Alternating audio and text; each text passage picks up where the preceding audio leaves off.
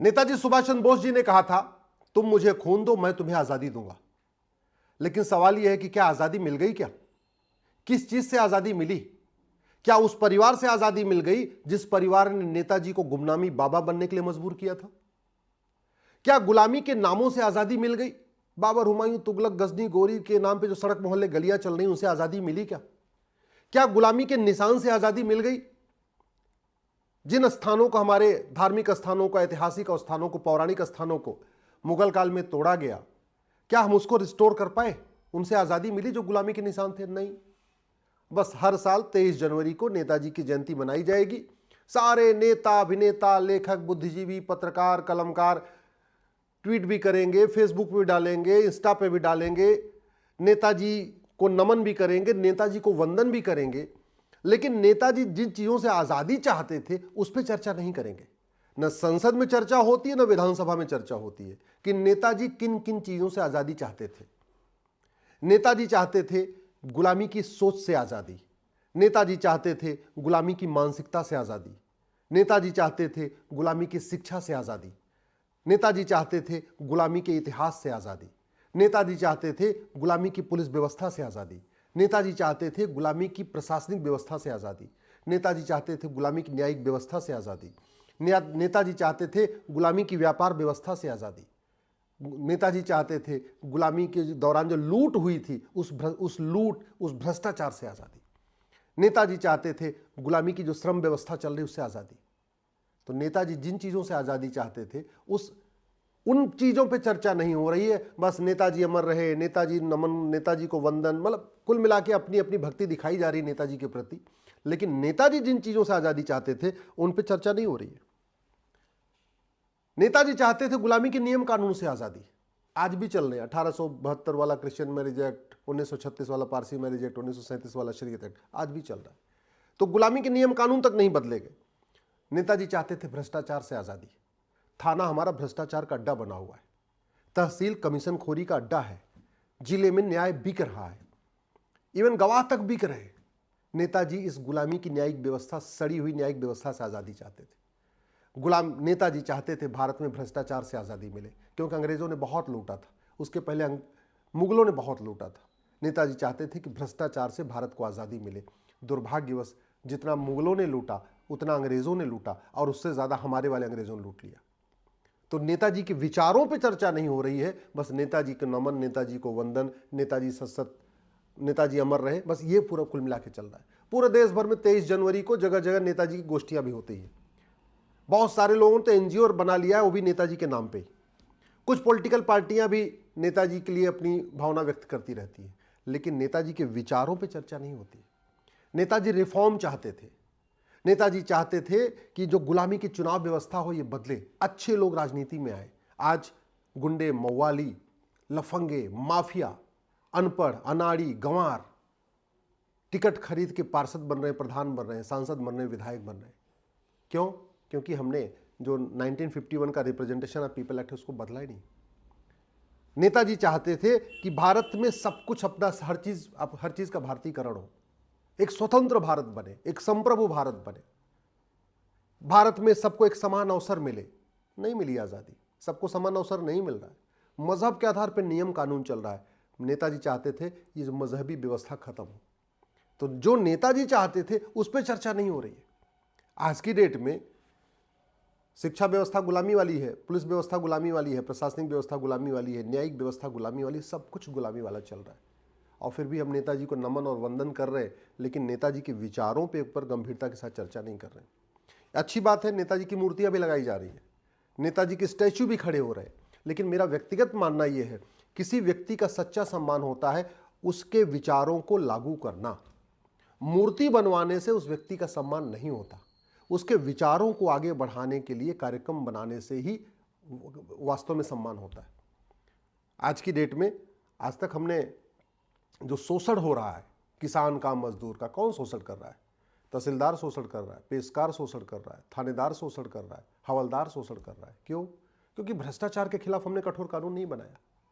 नशा तस्करी से हमें आज़ादी नहीं मिली है, मानव तस्करी से आज़ादी नहीं मिली, अवैध हथियारों का जो कारोबार चल रहा था उससे आज़ादी नहीं मिली, जो जगह जगह अवैध निर्माण चल रहा है, उससे आज़ादी नहीं मिली। माफियाओं से आज़ादी नहीं मिली। कोचिंग माफिया पूरे एजुकेशन सिस्टम को हाईजैक करके बैठे हुए, उनसे आज़ादी नहीं मिली। एडमिनिस्ट्रेशन की माफिया जो है पूरे सिस्टम को हाईजैक करके बैठे, उससे आज़ादी नहीं मिली।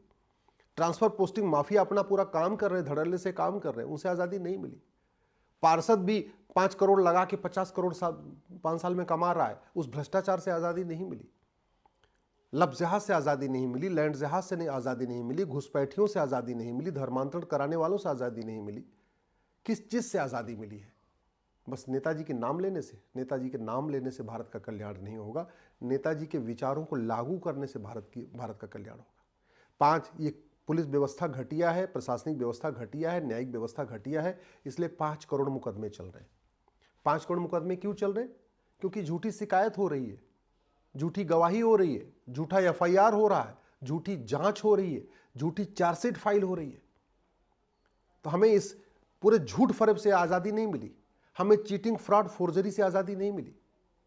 घुसपैठिए भारत में आ रहे हैं, 2-2 हज़ार रुपए में राशन कार्ड बनवा रहे हैं, ड्राइविंग लाइसेंस बनवा रहे हैं, बर्थ सर्टिफिकेट बनवा रहे हैं, एज सर्टिफिकेट बनवा रहे हैं, इनकम सर्टिफिकेट बनवा रहे हैं, खाता खुलवा ले रहे हैं, वसीयत बनवा रहे हैं, झूठा पट्टा बनवा ले रहे हैं। लोग गरीबों का झूठा जमीन का झूठा अपने नाम करवा लेते हैं, झूठा कागज बनवा के।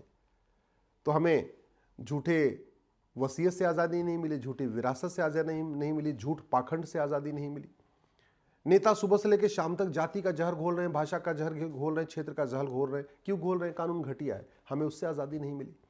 5 करोड़ मुकदमे चल रहे हैं। 5 करोड़ मुकदमों के कारण 5 करोड़ परिवार टेंशन में है। एक परिवार में 6 आदमी अगर मान के चलिए, माता पिता, पति पत्नी, 2 बच्चे, तो यानी 30 करोड़ भारतीय मुकदमों के कारण टेंशन में है। और सब टेंशन में है, हिंदू, मुस्लिम, पारसी, ईसाई, सब इन फर्जी मुकदमों के से परेशान है।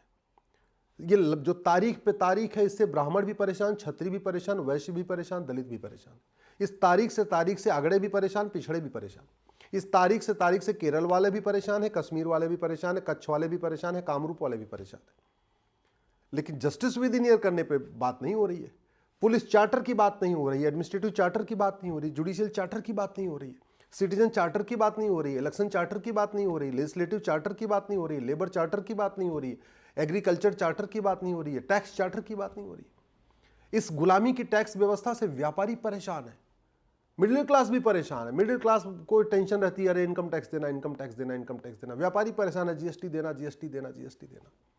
तो गुलामी की टैक्स व्यवस्था से आज़ादी की बात नहीं हो रही है, गुलामी की व्यापार व्यवस्था से आज़ादी की बात नहीं हो रही है, गुलामी की नागरिक व्यवस्था से आज़ादी की बात नहीं हो रही है। इस गुलामी की शिक्षा के कारण लोग परेशान हैं। हर माता पिता जितना कमा रहे हैं उसका आधा तो केवल पढ़ाई में जा रहा है। हमारे भारत में 3 चीज़ें मुफ्त होती थी, शिक्षा, चिकित्सा और न्याय। आज की डेट में ये 3 सबसे बड़े व्यापार बन गए। शिक्षा सबसे बड़ा व्यापार बन गया है, चिकित्सा, हॉस्पिटल सबसे बड़ा व्यापार बन गया है, और जुडिशियल सिस्टम सबसे बड़ा व्यापार बन गया है। सबसे ज़्यादा पैसा कौन कमा रहा है? जो टीचिंग में है, जो कोचिंग चला रहे। उसके बाद सबसे ज़्यादा पैसा कौन कमा रहा है? जो हॉस्पिटल चला रहे। और तीसरे जो सबसे ज़्यादा पैसा कौन कमा रहा है? जो वकालत कर रहे हैं। जो चीज़ें 3 मुफ्त में थी, वो तीनों सबसे बड़ा व्यापार बना हुआ है। कभी इस गुलामी की शिक्षा से आज़ादी की बात नहीं हो रही है, गुलामी की चिकित्सा व्यवस्था से आज़ादी की बात नहीं हो रही है, गुलामी की न्यायिक व्यवस्था से आज़ादी की बात नहीं हो रही है। कहते prevention is better than cure. हमारी जो पैथी है, नेचुरोपैथी, आयुर्वेद, एलोपैथी, जो हमारी पैथी है, जो भारत में भारतीय चिकित्सा व्यवस्था है, वो तो प्रिवेंशन करती है। प्रिवेंशन पे फोकस नहीं है। हम हॉस्पिटल बढ़ाते जा रहे हैं, हम योग को प्रमोट नहीं कर रहे, हर स्कूल में योग मित्र अपॉइंट नहीं कर रहे, हम चरक को नहीं पढ़ा रहे हैं, सुश्रुत को नहीं पढ़ा रहे हैं, महर्षि पतंजलि को नहीं पढ़ा रहे हैं कि लोग पढ़ लिख के अपने आप समझ में आ जाए। हम अष्टांग योग नहीं पढ़ा रहे, आहार चिकित्सा के बारे में नहीं बता रहे, मानसिक मन को कैसे अच्छा रखना है उस पर हम नहीं बता रहे।